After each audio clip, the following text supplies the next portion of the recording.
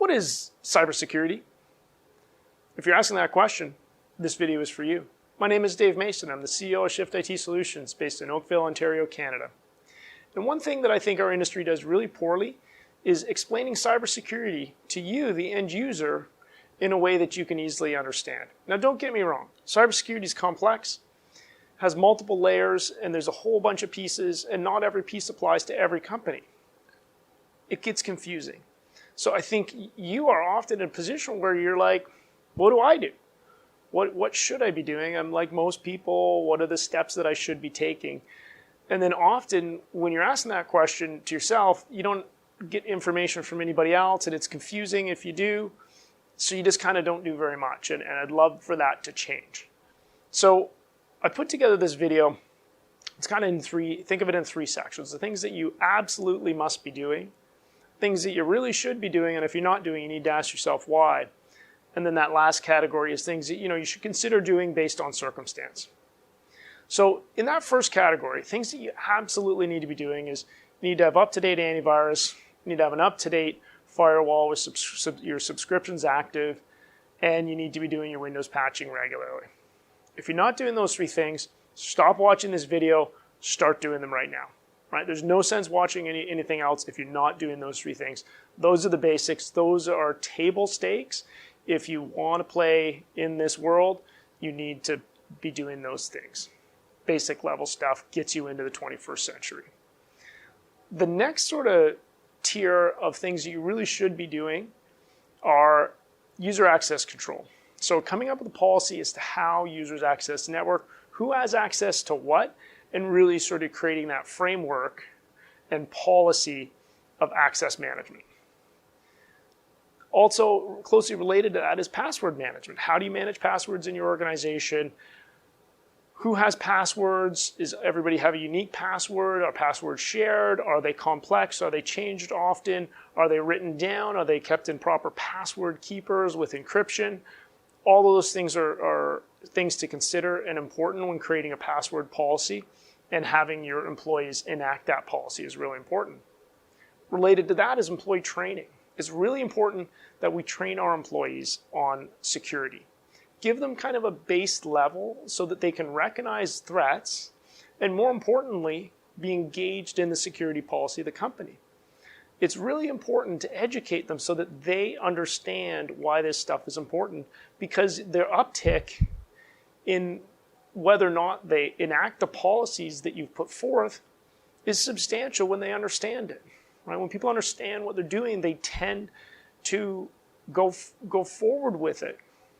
So give them that base level of information, and I think you'll get better results in the end. It's well worth the time and effort. It's not terribly expensive, and it's not a lot of time to get people to a really sort of base level. And even though we're going to train them, I want to filter out spam coming into email, because even though they're trained to recognize those threats, they're not always going to make the right decision every time. Everybody's capable of being tricked. I think it's really important to realize that. So let's try and minimize that attack surface. So we're going to filter out things that are likely going to be malicious, and we're going to prevent the employee from even seeing them in the first place.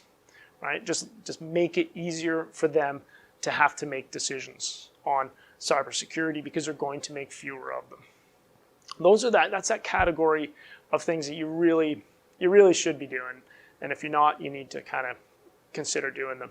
And then this last category is things that, based on your circumstance, are things that I think you probably want to consider. So first one is DNS filtering. So that's filtering out content both on the web and really by IP address. So applications as well that employees can have contact with, right? So we're going to block certain IP ranges, which could be countries. We could block certain types of websites, so that we're just, again, going to minimize that attack surface, what that employee can be either tricked into or knowingly come into contact with and get themselves into trouble. The downside of that, you might find that you're going to have a few legitimate interactions that might be blocked. You just have to have a plan in place as to how you're going to deal with that and allow the employee to go on about their business. Two-factor authentication is something that you probably should always be doing when it comes to money.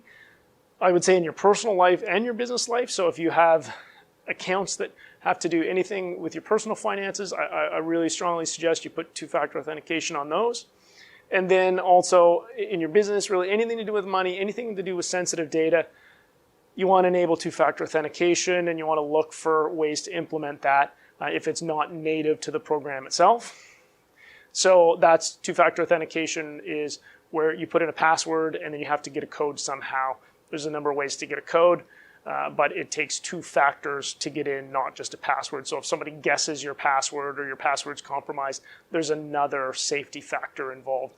And then that last thing I think you should consider is intrusion detection. So we build our network to be secure from the outside, and we kind of make some assumptions that we're not breached, or everything's fine because we don't see anything. But when cyber criminals get into our network, they often don't exploit us on the first day. So what they'll do is they'll sit and wait for a good opportunity to present itself in order to really exploit us. And we want to look for signatures of people being inside our network. So you may be breached, and then you might be breached for 3 months. And they haven't got around to it. They haven't seen the right opportunity. A lot of reasons why that might happen. But if you can lock them out, kick them out and lock them out, then you're not going to suffer that adverse event because you found them. So there is a lot of value in going and looking as to if you have somebody inside and making steps to remediate that situation if you do. So from the top, those first three, that first category of things you absolutely must be doing: antivirus, you need a good firewall that's up to date, and you got to be doing your Windows patches.